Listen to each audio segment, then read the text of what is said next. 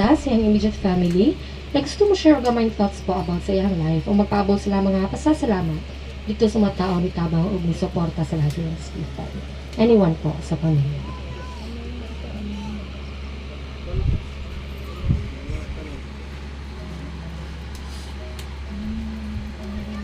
Ngayong hapon sa tanan, no?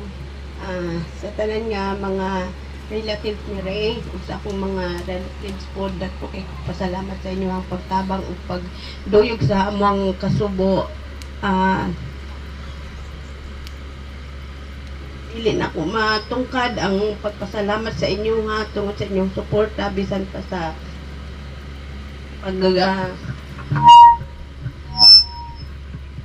pagsugod nga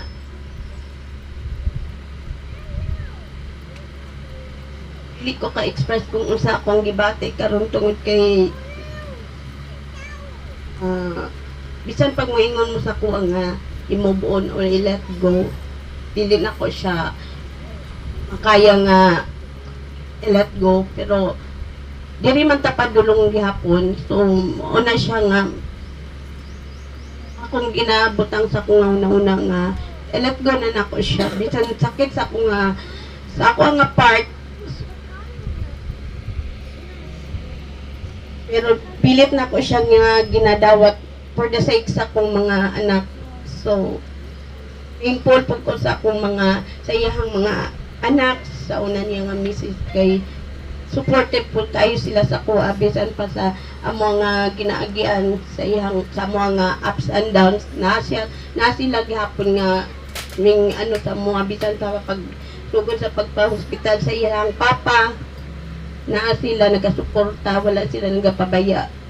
So, thankful kay ko nga na sila sa kanunay sa mong kiliran, even nga kanang na aming mga kalisod, na ay mga higuan sa kuan, pero masulbad na gihapon siya pinaagi sa giya ug tabang sa dihog sa Ginoo nga ang tanan mahimong nga mahanay o mamahimong nga magkasinabot ang matag-usa niya kay sa iyahang last nga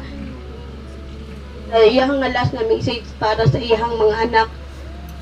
Diha nga na-reconcile sila. Day nga iyang nga paglakaw, ingon siya, Mami, I'm thankful kayo. Malipayon ko nga mulakaw.